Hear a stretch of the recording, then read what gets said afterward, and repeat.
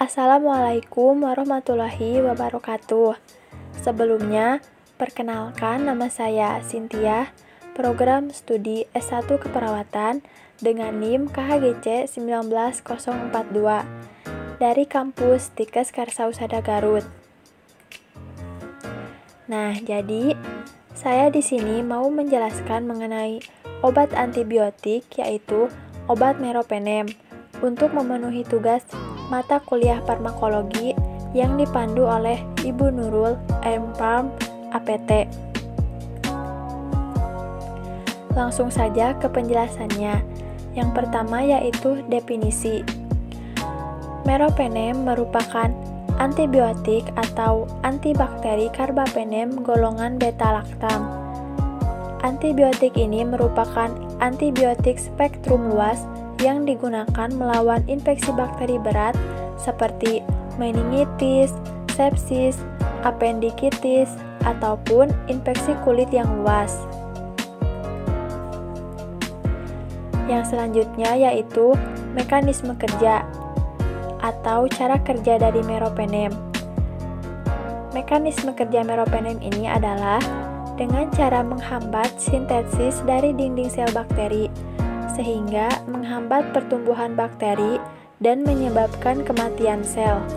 Meropenem berpenetrasi dengan cepat ke dalam dinding sel bakteri dan berikatan dengan penisilin binding protein atau PBP dengan aktivitas yang tinggi sehingga menginaktivasi bakteri.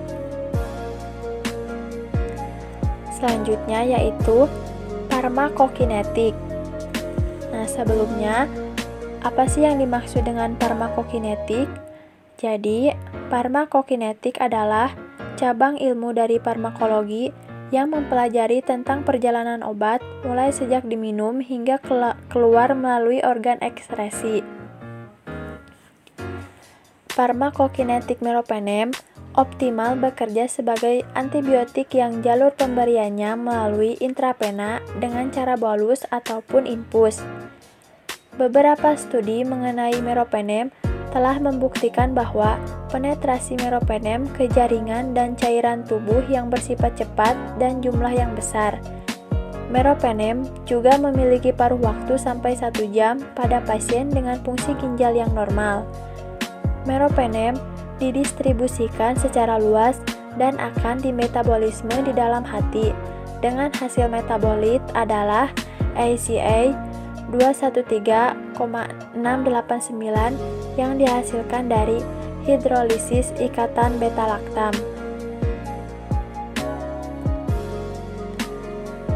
Nah, jadi yang pertama yaitu diabsorpsi. Pada saat diabsorpsi, waktu mencapai puncaknya diperkirakan dalam waktu 1 jam untuk jaringan dan 2-3 jam untuk cairan cerebrospinal. Yang kedua yaitu didistribusi. Setelah 30 menit pemberian meropenem melalui intravena, rata-rata dari konsentrasi plasma diperkirakan mencapai 23 mcg atau mililiter untuk dosis 500 mg, 49 mcg atau mililiter untuk dosis 1 gram, dan 115 mcg atau mililiter untuk dosis 2 gram. Apabila pemberian dilakukan secara bolus, maka setelah 5 menit, bolus intravena akan terdapat rata-rata dari konsentrasi plasma diperkirakan mencapai 52 mg atau mililiter untuk dosis 500 mg dan 112 mcg atau mililiter untuk dosis 1 gram. Meropenem nantinya akan didistribusikan ke seluruh jaringan dan cairan tubuh. Total distribusi volume pada orang dewasa adalah 50-20 ml dan pada anak-anak yaitu 0,3-0,4 liter atau kilogram. Yang ketiga yaitu metabolisme. Meropenem dimetabolisme di hati, menghasilkan metabolit ACA 213689 yang merupakan hasil hidrolisis dari ikatan beta-laktam. Yang keempat yaitu eliminasi. Eliminasi dari meropenem 83% terjadi di urin melalui filtrasi dari glomerulal dan sekresi aktif tubular. Yang selanjutnya yaitu farmakodinamik. Farmakodinamik adalah ilmu yang mempelajari pengaruh obat terhadap tubuh. Farmakodinamik pada meropenem merupakan antibiotik spektrum luas golongan carbapenem yang bekerja melawan bakteri gram negatif dan positif serta anaerob. Meropenem nantinya akan menghambat sintesis dari dinding sel dengan cara melakukan penetrasi ke dalam dinding sel dari bakteri tersebut. Meropenem memiliki konsentrasi bakterisidal 1-2 kali lebih banyak dibandingkan konsentrasi bakteriostatiknya. Yang selanjutnya yaitu diberikan dosis dengan kondisi infeksi saluran pernapasan bagian bawah. Pada orang dewasa, 2000 mg tiap 8 jam diberikan melalui suntikan infus selama 15-30 menit.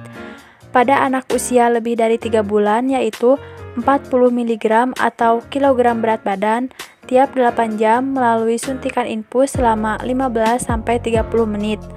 Yang selanjutnya yaitu dosis dengan kondisi infeksi bakteri gram positif atau gram negatif pada orang dewasa yaitu 500-1000 mg tiap 8 jam diberikan melalui suntikan infus selama 15-30 menit.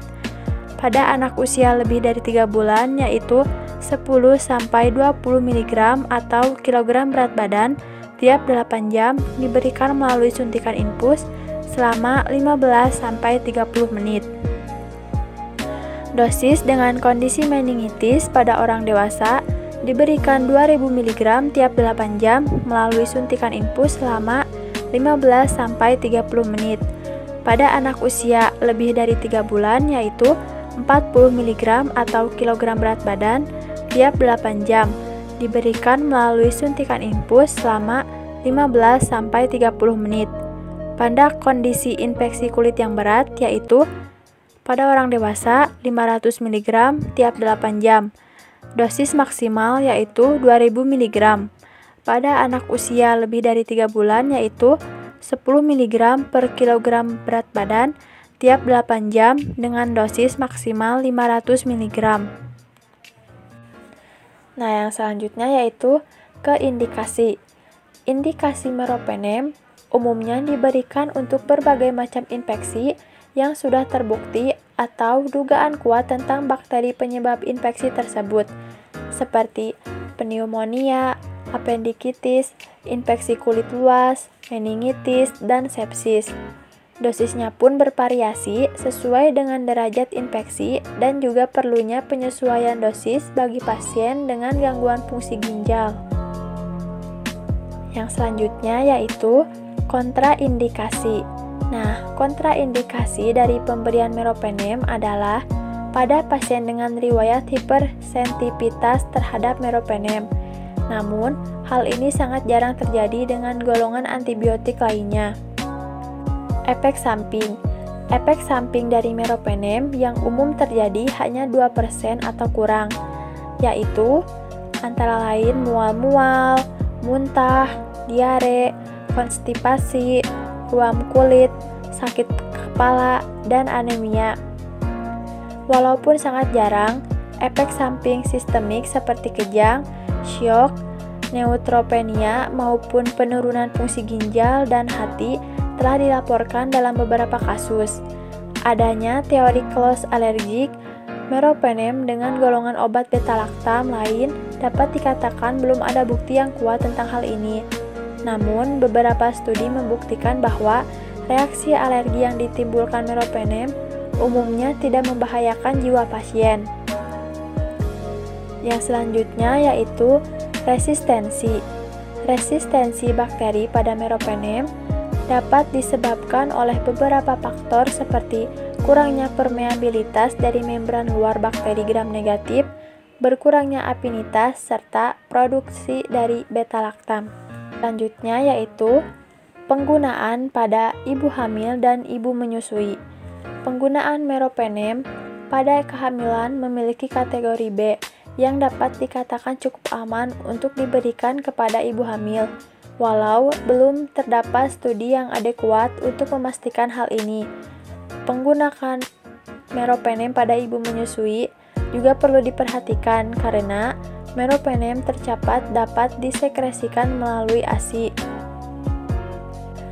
Yang selanjutnya yaitu zat tersendiri dari setiap golongan yaitu A, B.